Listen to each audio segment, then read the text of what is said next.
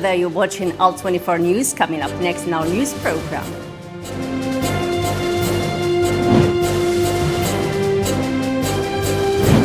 Algerian President Abdelmajid Tebboune calls all ambassadors, councils and delegates of regional and international bodies to sacrifice for the sake of protecting higher interests of the country and its national security. Plus,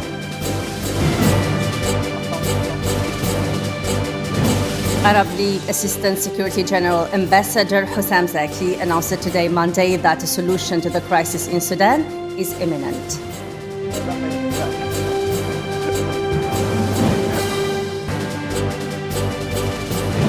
And finally, Iran's army is holding a large-scale sea, land and air military drill, which comes shortly after the Islamic Revolutionary Guard Corps and United States Navy had a confrontation in the Sea of Oman over a seized oil tanker.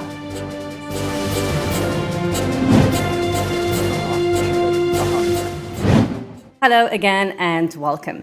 First, in our top stories, Algerian President Abdelmajid Tebboune calls all ambassadors, councils and delegates of regional and international bodies to sacrifice for the sake of protecting higher interests of the country and its national security. It's worth mentioning that Algerian Foreign Ministry summoned all ambassadors, councils and delegates of regional and international bodies to a meeting, the first of its kind, held today, Monday, under the supervision of President Abdelmajid Tebboune, with the intention of deep reviewing the work of diplomatic bodies. This meeting will continue until the 10th of this month.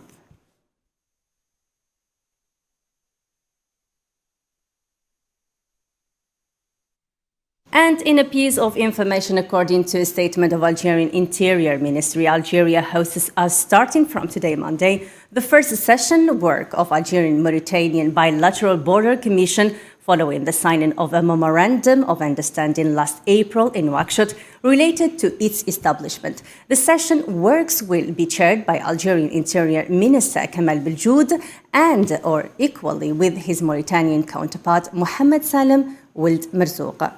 And economically, Algeria hosts the 23rd edition of the International Exhibition of Building Materials, Batimatique. Our journalist Zahra Farjani covered the event in the capital Algiers, where the fair is actually taking place, and returned with this report. Let's follow. The activities of the 23rd edition of the International Exhibition of Building Materials and Public Works is set from the 7th to the 11th of November in the capital of Algeria.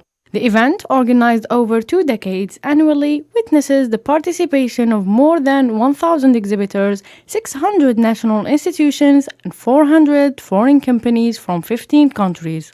We are Equipe Ceramique, a Spanish company that was created in 1998. Its headquarters are based in Barcelona, and we collaborate with 35 factories here in Algeria.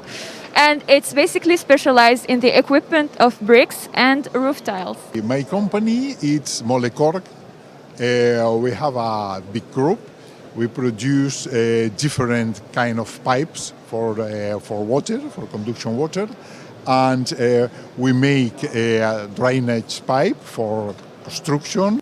The 23rd edition of the largest annual event, directed at construction and public work in Africa, revealed the great ambitions of Algerian companies in the field of building.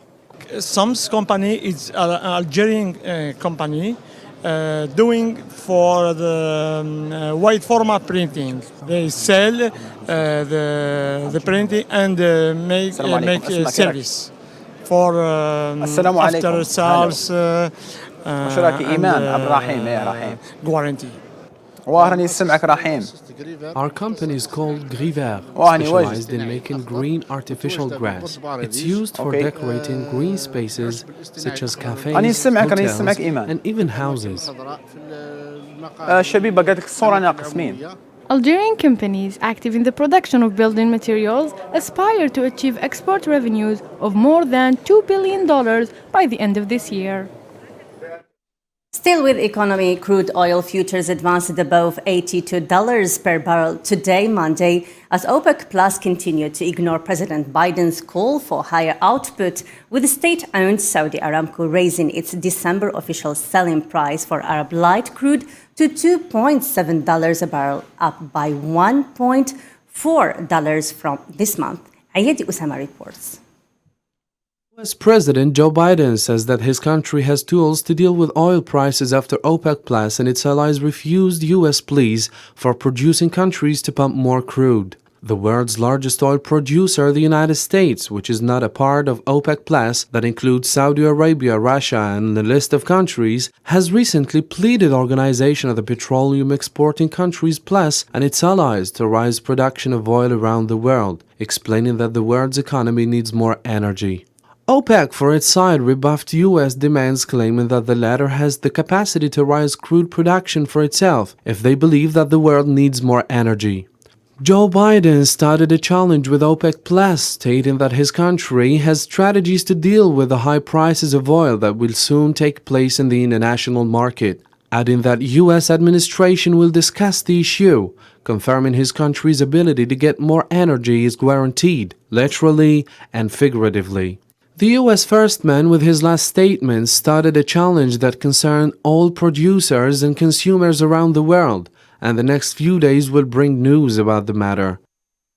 West Africa's main political and economic bloc has imposed sanctions against Mali's transitional leaders after they informed the organization they would not be able to hold presidential and legislative elections in February. Mali interim government, which took power following the military's overthrow of President Ibrahim Boubacar Keïta in August 2020, had promised the Economic Community of West African States to oversee an 18-month transition back to democracy, culminating in elections on February the 27th, 2022. Weeks before Libya's presidential and parliamentary elections, complications have appeared in the Libyan government. The country's presidential council suspended the foreign minister, Najla al-Mangoush, for not cooperating the council's foreign policy decision at a time when the Libyan election agency announces the last updates about the next election registration dates. Ayadi Usama again. Less than 7 weeks before the Libyan presidential election, tension increases between the two poles of Libya's ruling system. Libya's government rebuffed the country's presidential council decision of suspending the foreign minister Najla al-Mangoushi over allegations of monopolizing foreign policy. The government of national unity objected the fact that Libyan presidential council suspended the foreign minister, explaining that naming and suspending or investigating government officials is the prime minister's duty. The foreign minister, Najla al-Mangoush, was accused by the Presidential Council for not coordinating foreign policy decisions. Thus, she was barred from traveling abroad. However, the circumstances behind the decision were not elaborated by the Council. The Libyan Election Agency, meanwhile, announced that Monday will be the start of registration for the next presidential and parliamentary elections, which will take place on December 24th of this year. The agency announced as well that candidates to rule the highest position in the country have to submit their candidacy before the 22nd of November, while parliamentary candidates have time until December 7th. The long-awaited election of this oil-rich country still has several issues to be solved, including the rift between the country's east and west, in addition to the presence of many foreign fighting troops on Libyan territories. And for more details and updates about the meeting that was presided, and it is presided by Algerian President Abdelmajid Tebboune and all ambassadors, council and delegates of regional and international bodies, we are actually joined live by our special envoy, journalist Abdelrahim Kashour, who joins us live from Abdellatif Rahal International Conference Center in the capital, Algiers. First, Abdelrahim, what is special about this evening?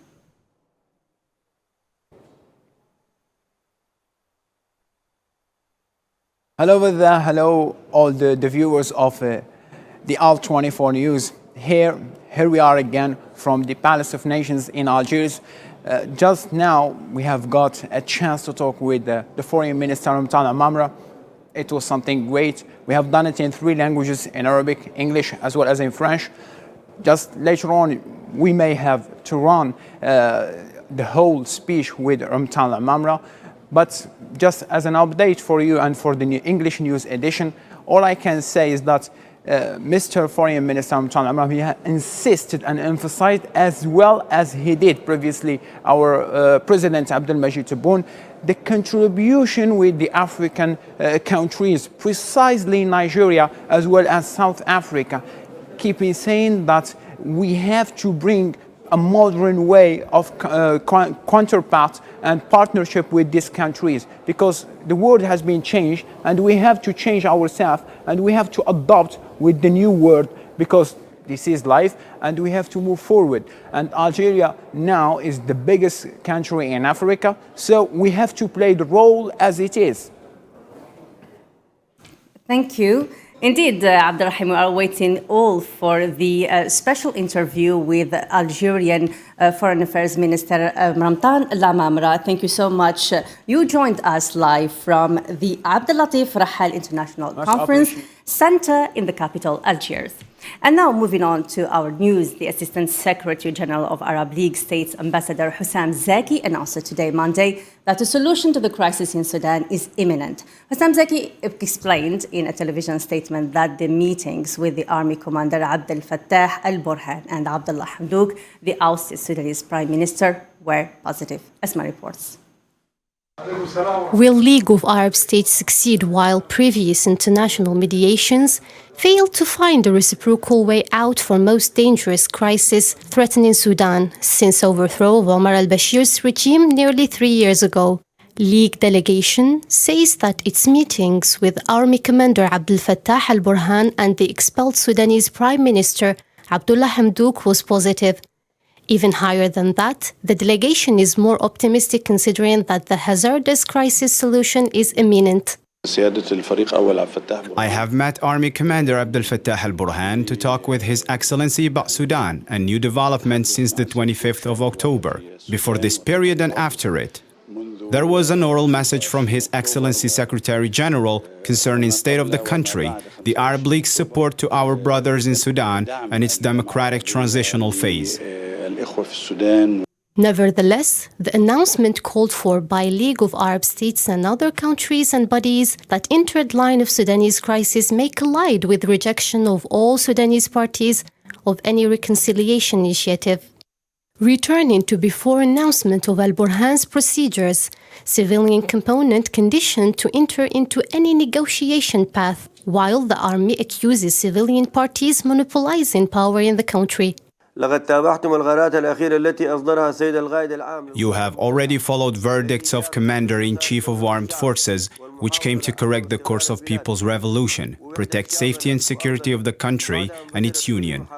After several attempts failed repair the situation in Sudan because of a small group of people sticking to the country, being preoccupied with its good fortune and neglecting the demands of people expressed in their revolution. We affirm our strict commitment to the democratic transition in absence of elections in the specified year 2023. Political crisis in Sudan has reached a dead end. It is more complicated by escalating calls by Sudanese Professionals Association, which in turn rejects any dialogue with military component, demands dissolution of rapid support forces and formation of a purely civilian government. Iraqi Prime Minister Mustafa al-Kadhimi declared he knows very well who was behind his assassination attempt, vowing to reveal the involved.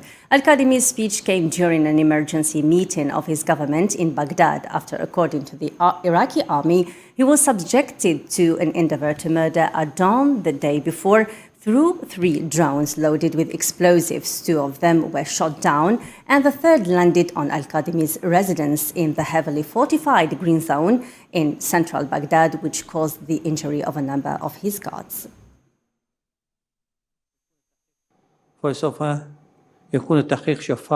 The investigation will be transparent and we will punish all guilty causing this anarchy from any part, official authorities or not. Anyone involved in this will get his penalty. We do not segregate between people based on their religion and nationality. All Iraqis are equal in front of the law and justice. Iran's army is holding a large-scale sea, land and air military drill, which comes shortly after the Islamic Revolutionary Guard Corps and United States Navy had a confrontation in the Sea of Oman over a seized oil tanker. The drill was launched on Sunday morning and is expected to incorporate soldiers, vessels, armored vehicles, manned and unmanned aircraft, and missile and radar systems in both offensive and defensive capacities.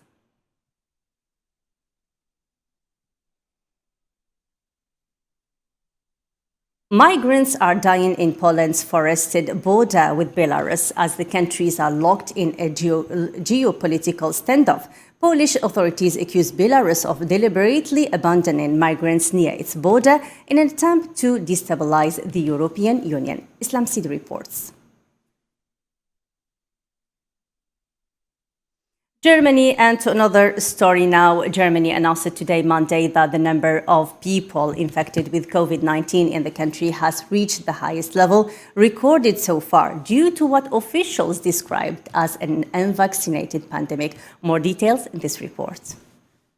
The rate of infections with the coronavirus among every 100,000 residents of Germany rose in the past 7 days to 201.1, which is a record number since the outbreak of the pandemic. The new figure, published by Robert Koch Institute, exceeded the last record high of 197.6 on December 22nd.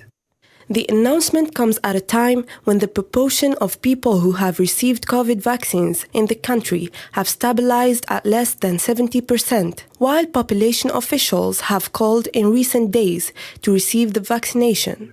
Unvaccinated people will be prohibited from sitting in closed spaces in restaurants and cafes or attending events in such places unless they prove that they have recently recovered from COVID-19. These are the strictest rules imposed on non-vaccinated people in Germany, knowing that children and people who cannot receive vaccinations for health reasons will be exempted. The rise of the number of infections in Germany comes at a time of political uncertainty in the wake of the September general elections.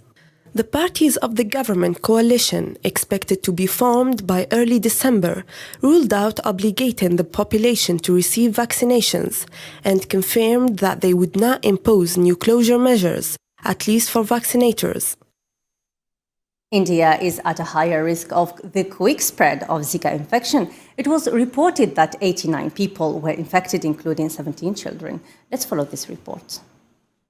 According to the city's health department, in the Indian city of Kanpur, 89 people, including 17 children, were infected with the Zika virus. Dr. Nipal Singh, Chief Medical Officer of Kanpur, district in India's most populous state of Uttar Pradesh, declared that there has been a surge in cases of the Zika virus and health department has formed several teams to contain the spread. The doctor added that there was a pregnant woman and special attention was given to her.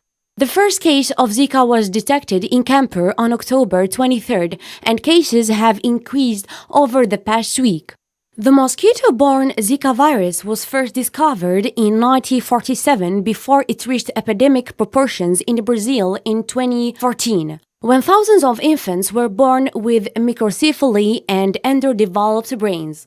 According to the World Health Organization, estimates indicate the incubation period of Zika virus disease, which is the period from the time of exposure to it until the appearance of symptoms, ranges from 3 to 14 days. And finally, according to the National Space Agency, the Chinese astronaut Wang Yaping becomes the country's first woman to conduct a spacewalk as part of a 6-month mission to the country's space station. Let's follow. Chinese astronaut Wang Yaping made history Sunday when she became the country's first woman to conduct a spacewalk as part of a 6-month mission to the country's space station, according to the National Space Agency. Wang and fellow astronaut Jai Jigan left the station's main unit Sunday evening and spent more than 6 hours outside installing equipment and conducting tests along with the station's robot service arm. The 2 astronauts of the 3-member team currently at China's new Tiangong space station successfully completed the 6.5-hour spacewalk in the early hours of Monday morning.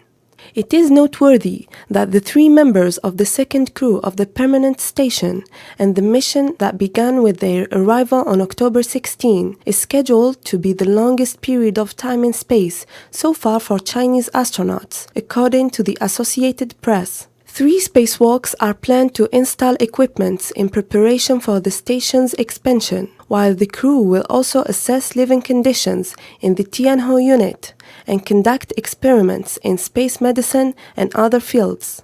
China's military-run space program plans to send multiple crews to the station over the next 2 years to make it fully operational. And before we finish, let's have a reminder of our main top stories.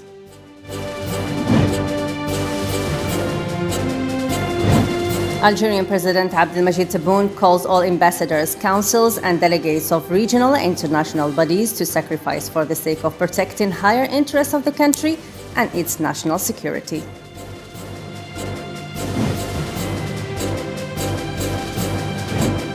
Arab League Assistant Secretary General Ambassador Hussam Zaki announced today Monday that a solution to the crisis in Sudan is imminent.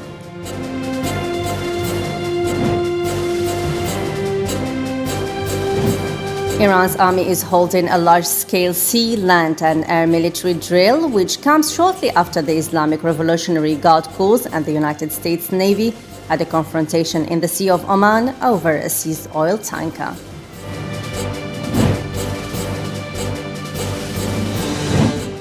That's all from me, Nadia Kasmi, and the rest of the team. Thanks for watching. Bye for now.